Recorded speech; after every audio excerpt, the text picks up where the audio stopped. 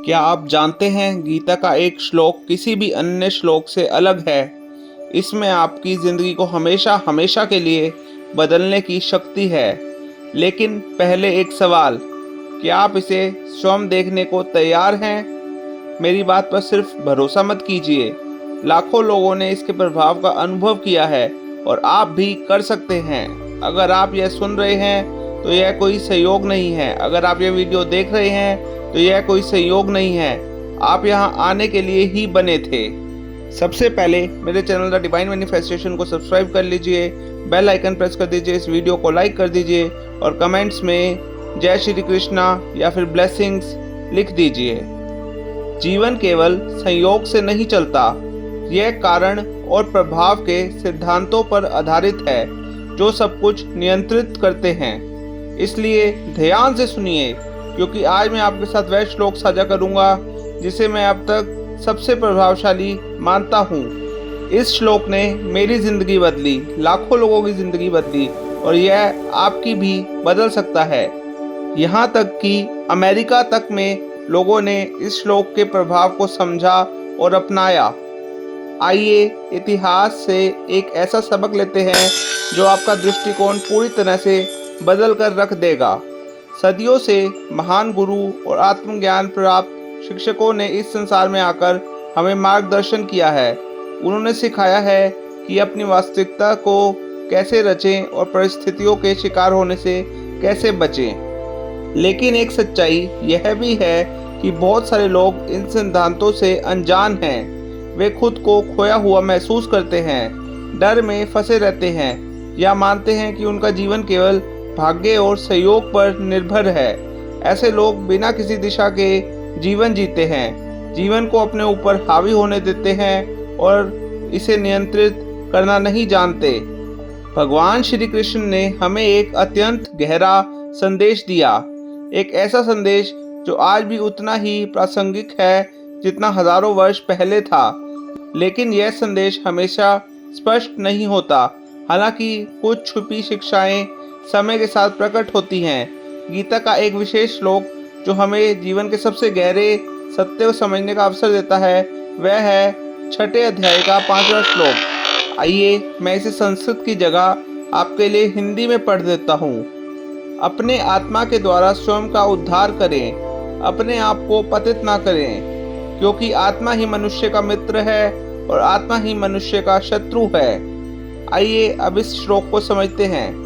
कृष्ण भगवान कह रहे हैं कि अपनी शक्ति को पहचानें और दूसरों को अपनी वास्तविकता को नियंत्रित करने की अनुमति ना दें। अगर आप बाहरी आवाज़ों जैसे मीडिया, परिवार, मित्रों या तथाकथित विशेषज्ञों पर विश्वास करते हैं तो आप अपनी वास्तविकता की बागडोर उनके हाथ में सौंप रहे हैं। अगर वे कहते हैं कि आर्थिक संकट आ रहा है और आप इसे सच मान लेते हैं तो आप इसे अपने जीवन में महसूस करेंगे।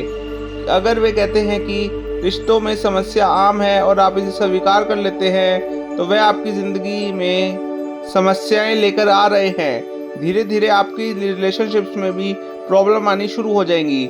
लेकिन श्री कृष्ण का यह संदेश आपको शक्ति पुण्य प्राप्त करने के लिए प्रेरित करता है। 10वें अध्याय का 20वां श्लोक। हे अर्जुन, मैं सब प्राणियों के हृदय में स्थिर आत्मा हूँ। मैं ही सबका आदि, मध्य और अंत हूँ। इसका अर्थ है कि भगवान का राज्य ना तो आकाश में है ना समुद्र में, क्योंकि वह हमारे भीतर है। आत्मा ही परमात्मा का हिस्सा है। हमारे विचारों, हमारे विश्वासों और हमारे कर्मों में संसार शोर, नकारात्मकता और बाहरी राय से भरा है, लेकिन वह हमें सत्य का आईना नहीं दिखाता। यह श्लोक हमें सत्य का आधार देता है। जब आप इसे समझ जाते हैं तो सब कुछ बदल जाता है। अब आइए एक क्षण रुके और इस सत्य पर ध्यान दें। हमारा संबंध भगवान श्री कृष्ण से और उनके द्वारा बनाए गए उद्देश्य से, दिव्य उद्देश्य से बहुत महत्वपूर्ण है।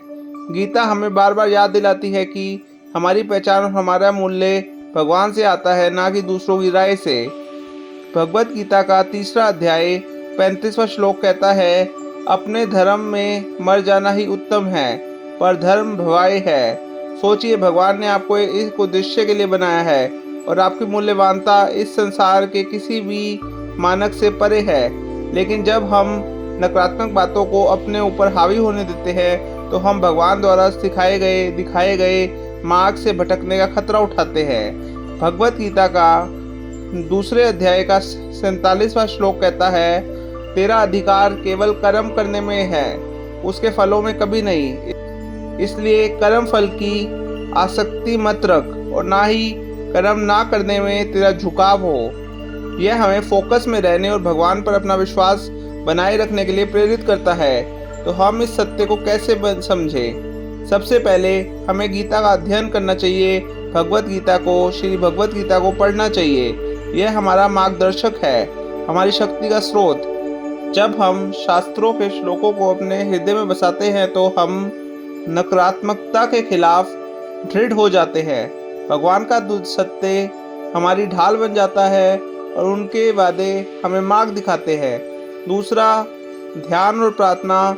यह भगवान से जुड़ने और अपने संदेह और चिंताओं को उनके चरणों में रखने का माध्यम है। जब हम ध्यान करते हैं तो हम अपनी आत्मा को शांति और स्पष्टता से भरते हैं। भगवत गीता का 6 अध्याय का 6वां श्लोक कहता है, जिसने अपनी आत्मा को जीत लिया उसके लिए उसकी आत्मा मित्र के समान है, लेकिन जो आत्मा को वश में नहीं कर पाता उसके लिए आत्मा शत्रु के समान है। और तीसरा, एक सकारात्मक समुदाय का हिस्सा बनना।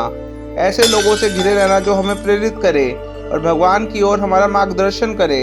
एक ऐसे समुदाय जो हमें याद दिलाए कि हम भगवान की अनमोल संतानें हैं। श्रीमद् भगवत गीता का 18वें अध्याय का 63वां श्लोक कहता है कि यह ज्ञान जो हमसे गुप्त है मैंने तुम्हें बताया, अब इसे फली भांति विचार करके जैसा तुम्हें उचित लगे वैसा करो।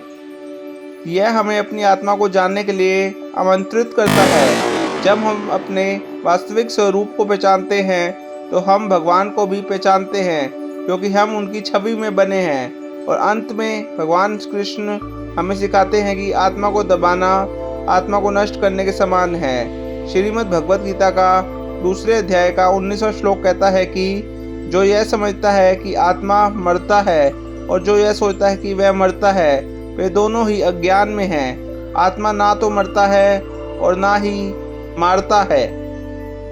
तो इसे दिल से अपनाएं, आत्मा की शक्ति को पहचानें और भगवान के साथ अपने संबंध को गहरा करें। यही असली परिवर्तन की शुरुआत है। अपने डर, संदेह और बाहरी दुनिया को दबाव को छोड़ दीजिए। अपने अंदर की दिव्यता को गले लगाइए।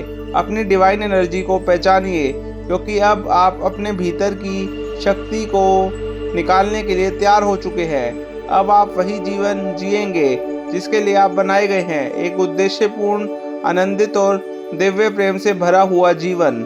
धन्यवाद इस वीडियो को देखने के लिए। अगर आपको यह पसंद आई तो मेरे चैनल द डिवाइन मैनिफेस्टेशन को सब्सक्राइब कर लीजिए, बेल आइकन प्रेस कर दीजिए, इस वीडियो को लाइक कर दीजिए और कमेंट्स में जय श्री कृष्णा या फिर ब्लेसिंग्स लिख दीजिए।